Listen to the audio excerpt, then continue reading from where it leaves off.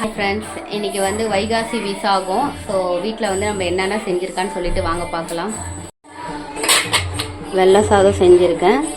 காலையிலேயே வந்து எழுந்துச்சி குளிச்சுட்டு எல்லா வேலையும் முடிச்சுட்டு ஸோ இங்கே வந்து பார்த்திங்கன்னா சாம்பார். ஸோ முருங்கைக்காய் கத்திரிக்காய் போட்டு எல்லாத்தையும் போட்டு சாம்பார் வச்சுருக்கேன், கேரட்லாம் போட்டு.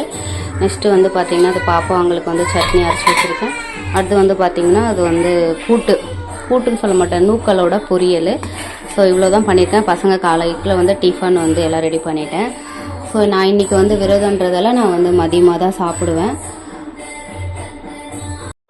அப்புறம் வந்து இன்றைக்கி வைகாசி விசாகம், முருகன் இன்றைக்கி பிறந்த நாள். ஸோ அதனால் வந்து வீட்லேயே வந்து பார்த்திங்கன்னா வெத்தலை தீபம் போட்டு சாமி கும்பிட ஆரம்பிச்சிட்டேன். ஏன்னா கோயிலுக்கு போக எனக்கு டைம் இல்லை. ஆனால் ஈவினிங்காக போகலான்னு ட்ரை பண்ணிகிட்ருக்கேன். பட் வீட்லேயாச்சும் நம்ம சாமி கும்பிட்டுறலான்னு சொல்லிட்டு ஒரு கிளாஸ் பால் வச்சுட்டு வெத்தலை தீபம் போட்டுட்டு நல்லா நிம்மதியாக ஒரு சாமி கும்பிட்டுட்டு இருந்தேன் நான்.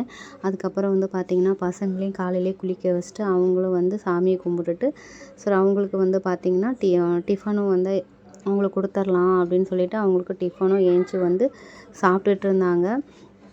அவரும் வந்து வெளியில் கொஞ்சம் வேலை இருக்கிறதால அவர் போயிட்டார். சரி நம்ம வீட்டில் இதெல்லாம் செஞ்சிடலான்னு சொல்லிட்டு நானும் ஒர்க்கை பார்த்துக்கிட்டே செஞ்சுட்டு அதுக்கப்புறம் வந்து பசங்களுக்கு ஃபீஸ் கட்ட வந்து நகையை அடகு வைக்க போனோம்.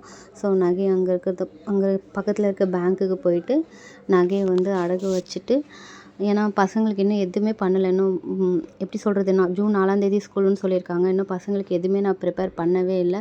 சரி கையில் காசு இல்லாதனால போயிட்டு நகையை வச்சுட்டு அதுக்கப்புறம் வந்து அங்கேயும் வந்து பார்த்திங்கன்னா அவர் எல்லாம் பண்ணிகிட்டு இருந்தார். நான் ஒரு பக்கம் கையெழுத்து போட்டுட்டு இருந்தேன். அவர் எல்லாம் டீட்டெயிலெல்லாம் கேட்டுட்டு இருந்தாங்க. அதுக்கப்புறம் சரி ஓகே, நம்ம இதை காசு வாங்கின பிறகு தான் பேகு இதெல்லாமே நம்ம வாங்க முடியும். ஃபஸ்ட்டு பசங்களுக்கு ஃபீஸ் கட்ட முடியும். ஸோ இதெல்லாம் கட்டுறதுக்காக தான் எல்லாத்தையும் வந்து ரெடி பண்ணிகிட்டு இருந்தேன். அதுக்கப்புறம் நாங்களும் பேங்க்லேருந்து கிளம்பிட்டோம். ஸோ இந்த வீடியோ பிடிச்சிருந்தா லைக் பண்ணுங்கள், ஷேர் பண்ணுங்கள், கமெண்ட் பண்ணுங்கள், மறக்காமல் வந்து சப்ஸ்கிரைப் பண்ணிவிடுங்க. ஸோ நெக்ஸ்ட்டு வீடியோவில் பார்க்கலாம். பாய்.